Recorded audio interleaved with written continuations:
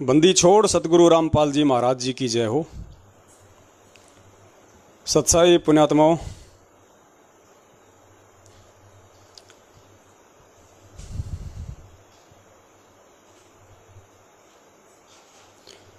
सत्साई पुण्यात्माओं, आप एक बार जुड़ जाओ सभी भगत भाई बहन। थोड़ा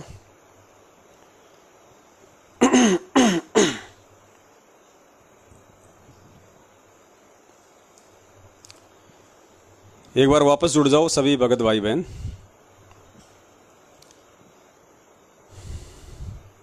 बीच में डिस्कनेक्ट हो गया।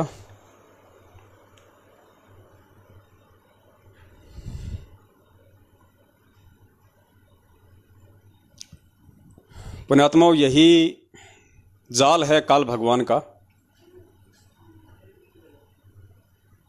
क्योंकि वो नहीं चाहता ना कि कोई सही संदेशा संगत में चला जाए, लोग परिचित हो जाएं, ज्ञान को आधार बना लें और धरती पे जो परमात्मा गया हुआ है उसको लोग पहचान लें, लोग उसके प्रति अपने भाव बना लें। वो नहीं चाहता, इसलिए वो रोड़े अटकाएगा, व्यवधान डालेगा। सारी व्यवस्था उसने पहले से की हुई है। अब ये जो वीडियो जो हम देख रहे थे, ये श्री कृष्ण जी वाला और सुदामा जी वाला, इन वीडियो के ऊपर कॉपीराइट कंटेंट लगे हुए हैं। यानी जिन लोगों ने ये फिल्में बनाई हैं, फिल्में बना के जिन लोगों ने अपने यूट्यूब पे, फेसबुक पे चैनल बना के इन वीडियो को अपलोड किया हुआ है, उन लोगों ने इस पे कॉपीराइट कंटेंट लगाए हुए हैं कि अगर उनके वीडियो कोई दूसरा व्यक्ति यूज करेगा तो वो वीडियो उसका हटा दिया जाएगा, वो वीडियो उसका नहीं देखने दिया जाएगा। ऑटोमेटिक सिस्टम है, टेक्नोलॉजी है, उसको डिस्कनेक्ट कर दिया जाएगा। तो दास को इस बात का मालूम था पहले से कि हो सकता है बीच में वीडियो को जो है ब्लॉक भी किया जा सकता है इन कंपनी वालों के द्वारा, लेकिन फिर भी जितना दिखा सकें उतना दिखाना जरूरी था। तो पुण्यात्माओं, दिक्कत तो है अब इसमें, लेकिन अब क्या करें, हम दोबारा से कोशिश करते हैं एक बार, और उसके बाद यदि ये वीडियो भी डिस्कनेक्ट हो गया तो फिर आज का लाइव हमारा एंड हो जाएगा। और जितना परमेश्वर ने संदेशा दिलवाया है, हमने उसको बड़े ज्ञान आधार से समझने का प्रयास करना है कि हमने सुदामा जी से भी 5 कदम आगे बढ़ के भक्ति मार्ग पे उस परमेश्वर को दिखाना है। तब कहीं जाके पुण्यात्माओं बात हमारी बनेगी। तो हम फिर से शुरू करते हैं इसको वहीं से, फिर देखते हैं आगे जो भी होता है। पत्नी भी भूखी सोई है, सो आधा चावल का दाना उसके लिए रख दिया। स्वयं आधा चावल का दाना खाएगा। वाह, इसे कहते हैं संतोष।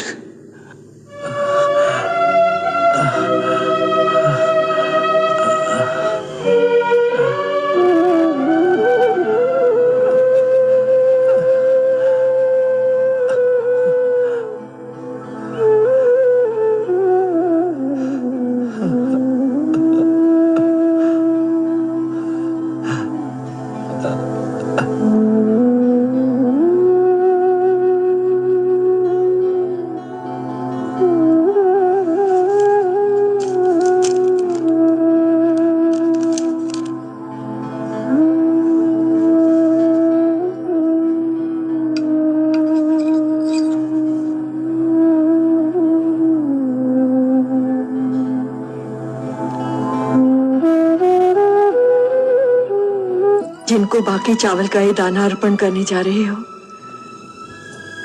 भला उनको इसकी क्या कद्र होगी। देखो पुण्यात्माओं, यहाँ पे जैसे ही सुदामा जी ने एक चावल के दाने के 2 टुकड़े किए, एक टुकड़ा अपने धर्मपत्नी के लिए छोड़ दिया, दूसरा टुकड़ा जो उसके लिए था उससे पहले सीधा वो अपने भगवान की मूर्ति के पास गया और आधा टुकड़ा चावल का श्री कृष्ण जी के चरणों में समर्पित करने लगा, उनको भोग लगाने लगा। पीछे से उसकी पत्नी आई और उसने कहा, क्योंकि उसकी पत्नी ज्यादा दुखी थी, उसको इतना विश्वास नहीं था, वो इतनी समर्पित नहीं थी, तो उसने कहा कि जिसको ये आधा टुकड़ा चावल का समर्पित कर रहे हो उसको भला क्या जरूरत है, वो तो महलों में बैठ के आराम कर रहा है, वो तो ऐश कर रहा है, उसे तुम्हारी गरीबी की क्या चिंता, वो कौन सा भूखा है जो तुम उसको भोग लगा रहे हो।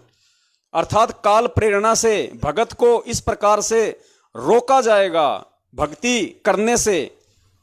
वो जब अपने भगवान के प्रति 2 कदम आगे बढ़ाएगा तो पीछे से काल प्रेरणा से किसी को भी निमित्त बना के वो काल उसको भक्ति से पीछे हटाने की कोशिश करेगा। परमात्मा कहते हैं, मात पिता सुत स्त्री आलस बंधु काण, संत मिलन को जब चले ये अटकावे आण। अर्थात जब भी आप सतगुरु के दर्शनों को जाओगे या भक्ति में आगे बढ़ोगे तो ये जो हैं, जो भक्तिहीन होंगे, वो हमेशा आपके मार्ग में रोड़ा पैदा करेंगे। कौन?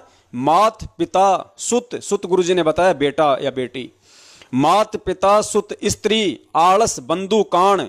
आलस यानी खुद ही आलस्य कर गया कि अगली बार चलेंगे, अब की बार नहीं जाएंगे। बंधु काण यानी लोकलाज, लोग क्या कहेंगे, रिश्तेदार क्या कहेंगे, कहां जा रहा है, किसके सत्संग में जा रहा है। तो परमात्मा कहते हैं, मात पिता सुत स्त्री आलस बंधु काण, संत मिलन को जब चले ये अटकावे आण। और फिर परमात्मा कहते हैं, इनका अटकाया नहीं अटके और संत मिलन को जाए, कहे कबीर वो असली भगत है और आवागमन नसाए। वो असली भगत होता है, वो असली संत होता है जो इन लोगों के द्वारा जो बाधाएं उत्पन्न की जाएंगी, पैदा की जाएंगी, उसके बावजूद भी वो भक्ति मार्ग पे दृढ़ रहेगा, अटल रहेगा। कहते हैं उसके फिर मोक्ष में कोई संशय नहीं। तो सुदामा जी को भी श्री कृष्ण जी की भक्ति करने के लिए रोका जा रहा था उनकी पत्नी के द्वारा, क्योंकि उनकी पत्नी से वो गरीबी सहन नहीं हो रही थी, उससे देखी नहीं जा रही थी, अपने बच्चों का दुख तकलीफ उससे देखा नहीं जा रहा था। सुदामा को तो मालूम था ये मेरे पिछले प्रारब्ध के कर्मों का प्रतिफल है और मुझे ये भोगना पड़ेगा। मैं व्यर्थ में अपने भगवान से प्रार्थना करके, उनसे डिमांड करके क्यों मैं उनको दुखी करूं। इससे अच्छा है उन्होंने मुझे जो ज्ञान दिया है उस आधार से मैं अपने प्रारब्ध को निरासक्त भाव से भोगूं। और जब प्रभु उचित समझेगा, क्या उसको मालूम नहीं है? सुदामा को विश्वास था कि श्री कृष्ण जी को सब पता है मेरी माली हालत के विषय में, जब वो चाहेंगे तब वो मेरी माली हालत ठीक भी कर देंगे। तो इस प्रकार पुण्यात्माओं, बाधा आज आप और हमारे सामने भी हैं। कोई ये ना सोचे कि सुदामा जी तो ऐसे ही जो कि वो परम भगत कहला गए श्री कृष्ण जी के। सुदामा जी एडी से लेके चोटी तक संघर्ष करते थे, उनके सामने भी बाधाएं थी, दुख थे, परेशानी थे। ये काल भगवान भी अपने स्तर की भक्ति नहीं करने देता। ओम नाम की कमाई भी हर किसी को नहीं करने देता। गुरुजी ने क्या बताया, मार्कंडे ऋषि बंगाल की खाड़ी में तप कर रहा था, ओम नाम की साधना कर रहा था। विश्वामित्र ओम नाम की साधना कर रहा था ब्रह्मलोक प्राप्ति की। उस ब्रह्म ने, उस काल ने क्या किया, देवताओं के राजा इंद्र में प्रेरणा करके मेनका भेज दी, उर्वशी भेज दी, उनकी भक्ति खंडित करवाने के लिए, क्योंकि काल अपने स्तर की भक्ति भी सही तरीके से नहीं करवाने दे जो है वो देता। तो सोचो पूर्ण परमात्मा की भक्ति इतनी आसानी से वो कैसे करने देगा। 100 प्रकार की बाधाएं आपके सामने लाके खड़ी कर देगा, लेकिन उन बाधाओं को जो पार कर जाए वही सुदामा, उन बाधाओं को जो पार कर जाए वही संत रामपाल जी महाराज का भगत। और फिर देखना उस भगत को परमात्मा सोने में तोल देगा। अगर जरूरत पड़ी, सोने में तोलने का मतलब सोना मत समझना, सुखों में तोल देगा परमात्मा। दुनिया भर के सुख उसकी झोली में डाल देगा, लेकिन जब उसको ज्ञान हो जाएगा तो उस भगत की आस्था उस सुख में बनेगी नहीं। जैसा वो दुख में था वैसा ही फिर वो सुख में रहेगा। तो पुण्यात्माओं, वीडियो हम आगे चलाएंगे, हो सकता है ये लोग दोबारा से इसको बंद करेंगे। अगर बंद कर देंगे तो ठीक है, नहीं करें तो परमात्मा की दया से चलता रहेगा।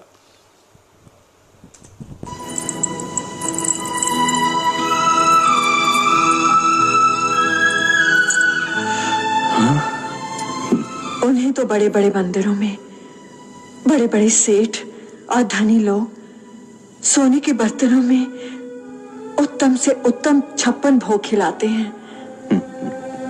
वह एक निर्धन दरिद्र ब्राह्मण का भेंट किया हुआ चावल का आधा दाना कहां दिखाई देगा उन्हें?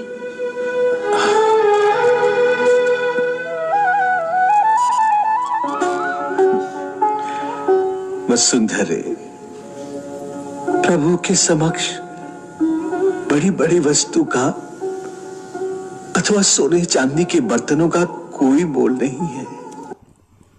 पुण्यात्माओं, ठीक इसी प्रकार इस अंतर्यामी सतगुरुदेव जी के सामने इन मैनेजमेंट वालों का, बड़े बड़े समझे जाने वाले भक्तों का, या जो भगत मूर्खता में ये समझते हैं कि गुरु जी के परिवार वाले तो बहुत ज़्यादा पहुँचे हुए हैं, इस बात से थोड़ा विचार करना कि उस परमेश्वर के लिए इन चीज़ों का कोई मोल नहीं होता है।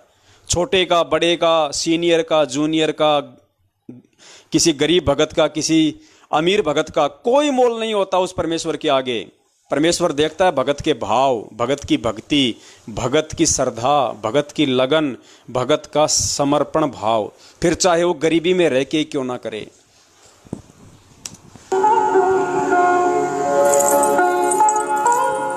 वहां केवल श्रद्धा का मोल है, भक्ति का मोल है। उस श्रद्धा और भक्ति को मत खो।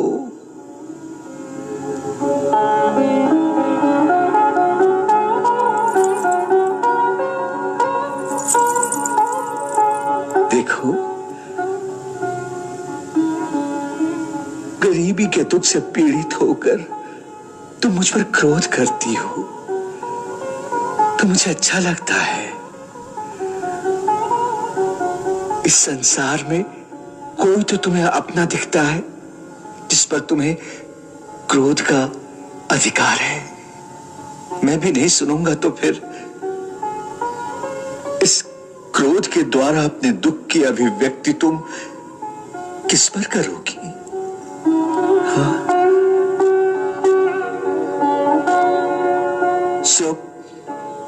मुझ पर चाहे जितना भी क्रोध कर लो, परंतु अपने अंतर में श्रद्धा और भक्ति का दीपक मत बुझने दो। अपने धर्म का पालन और प्रभु की भक्ति, यही तो वो खजाना है जिसे गरीबी भी नहीं लूट सकती।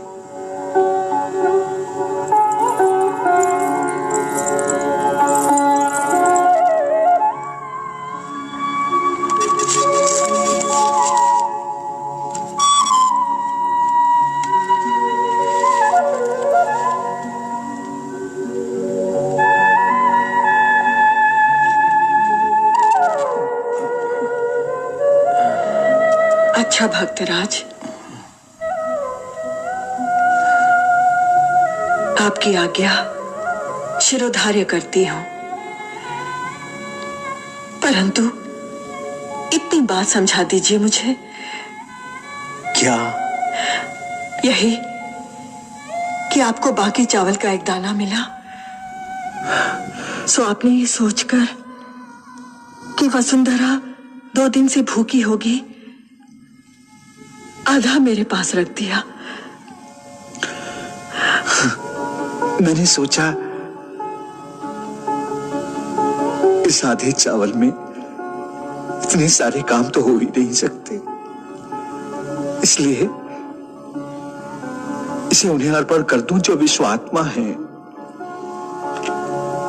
कदाचित वो इससे संतुष्ट हो जाएं, तो संसार के सभी प्राणियों की भूख मिट जाए। इसलिए ये उन्हें ही अर्पण करने जा रहा हूं।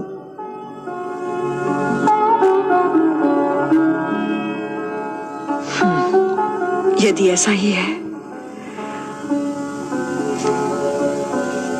तो ये लो, मेरे चावल का आधा दाना भी साथ ही चढ़ा दो। क्यों? तुम नहीं खाओगी?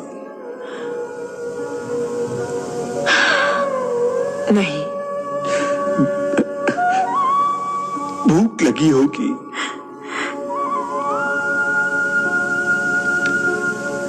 जिसके पति को भूख नहीं लगती, उसकी पत्नी को कैसे भूख लग सकती है? ये चावल भी अपने उस भगवान को खिला दो, अपने उस मित्र को। देखो पुण्यात्माओं, सुदामा जी ने प्यार प्रेम से बात की, प्यार प्रेम से पेश आया तो उसके भी विचार बदले, लेकिन फिर भी उसके भाव श्री कृष्ण जी में नहीं थे। उसने कहा कि लो, अपने इस भगवान को ये मेरा चावल भी चढ़ा दो। अपने भगवान को, ये नहीं कहा कि भगवान को, यानी वो श्री कृष्ण को फिर भी भगवान नहीं मानती थी, फिर भी उनको दुख भंजन नहीं मानती थी। केवल अपने पति देव के भक्ति भाव से प्रभावित होके वो मान तो गई, लेकिन उसने कहा कि लो, ये मेरा चावल का दाना भी अपने भगवान को चढ़ा दो। अब वहां क्या कह रहे हैं फिर सुदामा जी? आगे कह रहे हैं कि ऐसे नहीं, अपना हिस्सा अपने हाथ से समर्पण करो, अपना हिस्सा अपने हाथ से समर्पण करो और भाव और श्रद्धा से करो, तब उसको प्रभु स्वीकार करेगा। पुण्यात्मा दास ने बहुत समय पहले एक वीडियो बनाया था और पूज्य गुरुदेव जी भी बोलते हैं हमें कि पांचों यज्ञ हम सबके कंप्लीट होने चाहिए। और गुरुदेव ने बताया कि जब आप यहाँ आश्रम में आते हो, आप यहाँ पे दान धर्म करते हो, तो आपको चाहिए कि आप अपने बच्चों के हाथ से भी कुछ पैसे दान धर्म करवाया करो। ठीक है, घर का जो मुख्य सदस्य है वो कमा के लेके आ रहा है, लेकिन जब यहां पे दान करते हो अपने गुरु को, तो अपने बच्चों के हाथों से दान करवाया करो। 100-50 रुपए जैसे भी आपकी श्रद्धा है, पैसे आप ही कमा रहे हो, आप ही ला के दे रहे हो, लेकिन निमित्त अपने बच्चों को बनाओ, उन बच्चों के हाथों में देके यहां पे दान पेटी में या जैसे भी जो परमात्मा ने जो व्यवस्था की है। तो सुदामा जी कह रहे हैं कि क्योंकि सुदामा की पत्नी ने कहा कि लो मेरा चावल का दाना और अपने भगवान को चढ़ा दो, तो उन्होंने कहा कि नहीं, अपने हाथ से स्वयं समर्पण करो और श्रद्धा और भाव से करना, तब प्रभु स्वीकार करेगा। पुण्यात्माओं, हम अपने घर पे जो जोत जलाते हैं, परमात्मा का जो हवन यज्ञ करते हैं, वो भी हमने जो करना है, मान लीजिए घर में 5 सदस्य हैं, 5 ने नाम ले रखा है, किसी विशेष परिस्थिति की बात अलग है, बाकी हमें चाहिए। दास ने भी जो बच्चे हैं घर में, जो मेंबर हैं, सबसे दास ने प्रार्थना की थी। कुछ समय इन्होंने किया, उसके बाद में फिर वो दिमाग से बातें निकल गई इनके। दास भी फिर से मालिक की दया से पूरी कोशिश करेगा, आप भी पूरी कोशिश करें। हवन यज्ञ जो हमारा होता है, हम जो जोत जलाते हैं घर में, अगर बच्चों ने नाम ले रखा है, जितने भी मेंबर हैं, ज्योति तो हमने घर में केवल परमात्मा की एक ही जलानी है, तो हमारे जो बच्चे हैं या जो माता पिता हैं जिन्होंने नाम ले रखा है, उनको भी चाहिए कि आप उनसे भी 1-1 चम्मच अपना जो हवन यज्ञ है वो उसमें डालें घी। बच्चे हैं तो बच्चों से भी थोड़ा सा डलवाओ, थोड़ा सा आप डालो, वो डब्बा फिर बच्चे को बुलाओ कि बेटा ले तू डाल इसमें थोड़ा सा, तू अपना मल की हवन यज्ञ कर। तो सबके हाथ से 1-1 चम्मच या 2-2 चम्मच जितना भी आप घी ज्योति में डालते हो रोज, तो परिवार में जितने भी मेंबर उपदेशी हैं सबके हाथ से घी डलवाना है, ताकि सबका हवन यज्ञ हो। तो ये बातें हैं, ये गुरुदेव ने सत्संगों में बोल रखी हैं, फिर भी दास ने थोड़ा सा जिक्र कर दिया, जो भाई बहन नहीं सुन पाए होंगे सत्संग। तो वही बात यहां पे सुदामा जी कह रहे हैं कि अपने हाथों से समर्पण करो।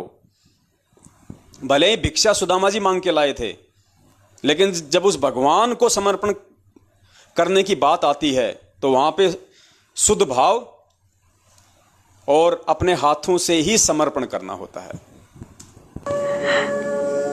उसी का पेट भरने दो।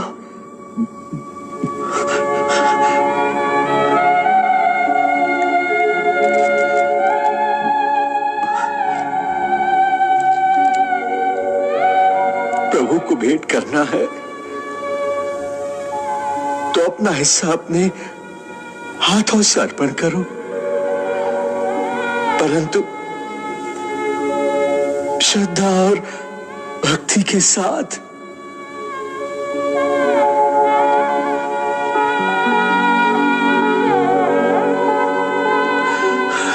अब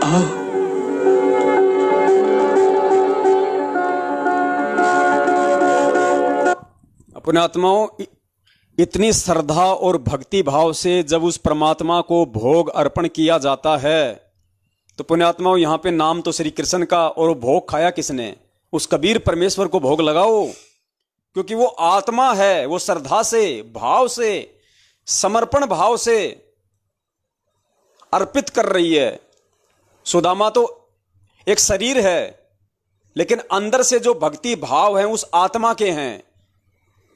तो उस भक्ति भाव से, उस श्रद्धा से जो भोग लगाया गया, उस भोग को उस पूर्ण ब्रह्म परमेश्वर, उस विश्व आत्मा ने स्वीकार किया, उस परमात्मा ने स्वीकार किया। तो निमित्त भले यहां पे परमात्मा ने श्री कृष्ण को बनाया हो, लेकिन पुण्यात्माओं जैसे ही उस एक चावल के दाने को भगवान को भोग लगाया गया श्री कृष्ण जी को, उधर 33 करोड़ देवी देवताओं का पेट भर गया। रुक्मणी और श्री कृष्ण जी को डकार आ गई उधर, और इधर इन भक्तों का भी पेट भर गया जो 2 दिन से भूखे थे। ये होता है समर्पण भाव का खेल, भक्ति भाव का खेल। इतनी जरूरत है हमें, और आज हम भूखे हों तो कई बार तो भोग लगाना भूल जाते हैं, खा जाते हैं जल्दबाजी में, पता ही नहीं चलता। गुरुदेव ने कहा कि नालायक को आरती भी करनी होती है अनदेव की। आज बड़े बड़े सारनामे लोग हैं, खाना खा के उनको याद नहीं है कि हमने पिछली बार कौन से साल में आरती की थी अनदेव की, खाना खा के। तो कहाँ चल रहे हैं हम? कौन सी पोजीशन पे खड़े हैं हम?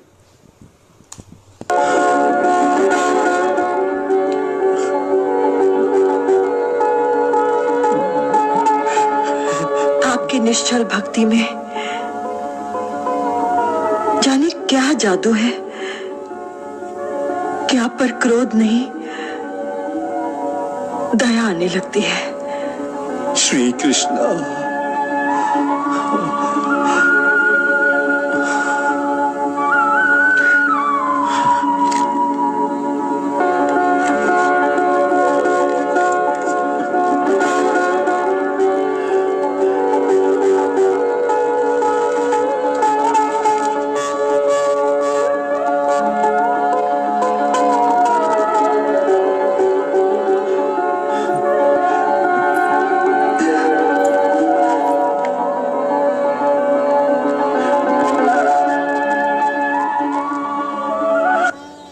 तुच्छ भेंट आपके उस विश्वात्मा रूप को अर्पण करते हैं।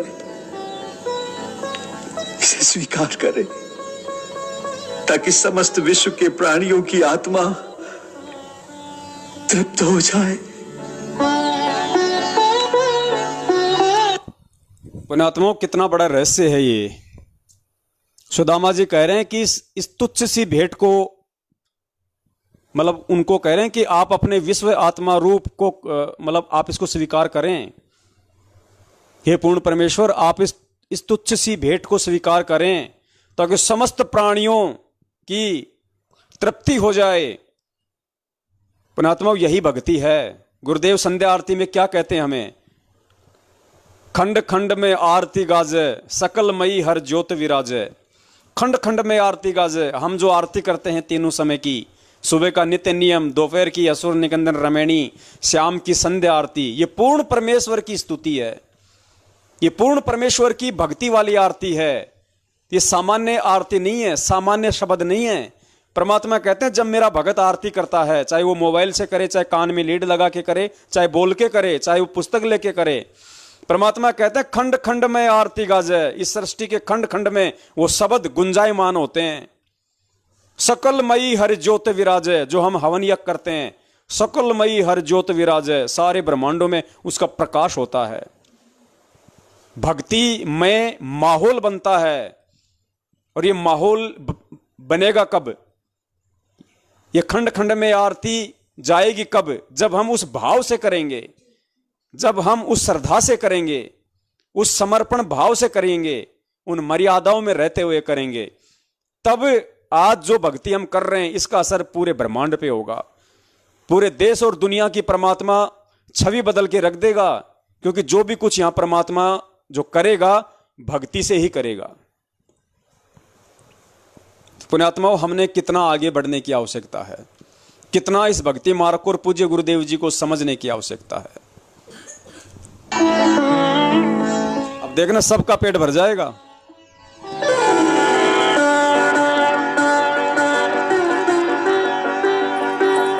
लीजिए, आपके हिस्से का भी आ गया।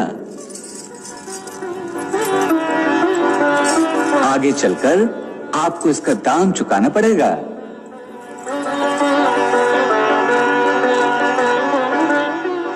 अहम विश्वात्मने स्वाहा। इसमें विश्व की समस्त आत्माएं संतुष्ट हों।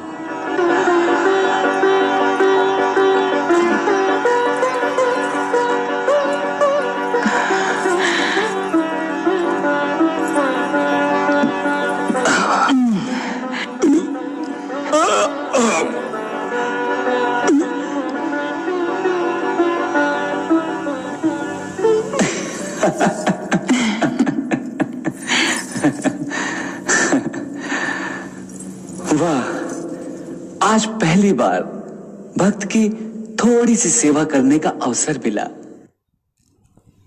पुण्यात्माओं, ये है वो भक्ति जो परमेश्वर ने आप और हमें दी है, जिसका कोई मोल नहीं है। परमात्मा कहते हैं, कौन कहता है भगवान खाते नहीं, तुम सबरी के जैसे खिलाते नहीं। पुण्यात्मा, वो भाव होने चाहिए। हम भोग तो लगा देते हैं सभी, मैं भी आ गया, आप भी आ गए, घर में खाना बना, थाली में निकाल दिया, एक टूक हमने थाली में से परमात्मा का निकाल दिया। पुण्यात्माओं, अब हमने इन बातों पे भी विचार करना पड़ेगा। दास ने तो आज से ही अपनी जो क्रिया है उसको चेंज किया है परमेश्वर की दया से। यह है किसका भोजन दिया हुआ? गुरुदेव का, परमात्मा का। हम थाली में 4 चपाती रखते हैं, सब्जी रखते हैं, और उसमें से एक टुकड़ा तोड़ के हम अलग से निकालते हैं। किसके लिए? भगवान के लिए, गुरुदेव के लिए। भगवान के लिए निकाला एक टुकड़ा, और हम खा रहे हैं पूरी 4 चपाती। पुण्यात्माओं, दास को अंदर से जो परमेश्वर ने जो प्रेरणा की है, हालांकि परमात्मा तो भाव का भूखा है, लेकिन फिर भी हमने वो क्रिया तो करनी पड़ेगी। और ये कोई ज़बरदस्ती नहीं है, क्योंकि मैं कहता हूं कि मैं जो भी कुछ करता हूं परमेश्वर के ज्ञान आधार से करता हूं, और मेरे जो विचार हैं वो किसी के ऊपर मैं थोपता नहीं हूं। जिसको समझ में आए वो फॉलो करे, अन्यथा ना करे। कल को कोई ये ना कहे कि भाई पवन भगत जी कर रहे थे तो हमने किया। मेरी जो सोच है इस मेरे परमात्मा के प्रति वो ये है कि परमेश्वर सब कुछ आपका है। उस 4 चपाती में से परमात्मा एक टुकड़ा तो मुझ नीच को मिलना चाहिए, कि परमेश्वर आपके फेंके हुए टुकड़े, आपके द्वारा बख्शिश जो ये टुकड़ा है रोटी का, परमात्मा मैं तो इसके लायक भी नहीं हूं, मेरे जो कर्म हैं मैं तो इसके लायक भी नहीं था भगवान। तो 4 चपाती और सब्जी में से एक टुकड़ा निकाल के हम जो साइड में रखें वो हम अपने लिए रखें, और बाकी जो चपाती जो सब्जी है उसको हम भोग लगाएं हाथ जोड़ के, उसको हम भोग लगाएं। वो 4 चपाती, बची हुई चपाती, पूरी सब्जी जो भी आइटम है, वो एक टुकड़ा केवल अपने लिए निकाल के साइड में रख लो, क्योंकि वो हम उस परमेश्वर के कुत्ते हैं, हम उसके टुकड़ों पे पलने वाले हैं। टुकड़ों पे भगवान नहीं पलता, टुकड़ों पे मालिक का कुत्ता पलता है। तो हम जो रोटी का जो टुकड़ा निकाल रहे हैं वो किसके लिए निकाल रहे हैं? वो तो अपने लिए निकालना चाहिए, क्योंकि हम कुत्ते हैं परमात्मा के। टुकड़े तो कुत्ते खाया करते हैं। तो एक टुकड़ा उस पूरी सामग्री में से अपने लिए निकाल के रखो, बाकी सारा जो बचा हुआ है उसको हाथ जोड़ के कि ये परमेश्वर, ये सब कुछ आपका है परमात्मा। फिर हम छोटी अन्नदेव की आरती करें, परमेश्वर को समर्पित करें वो पूरा भोजन, एक टुकड़ा अपना निकाल के सारा भोजन परमेश्वर को समर्पित करें, अन्नदेव की छोटी आरती करें। और उसके बाद सबसे पहले हम वो छोटा टुकड़ा जो अपने लिए निकाला है वो खाएं, और उसके बाद फिर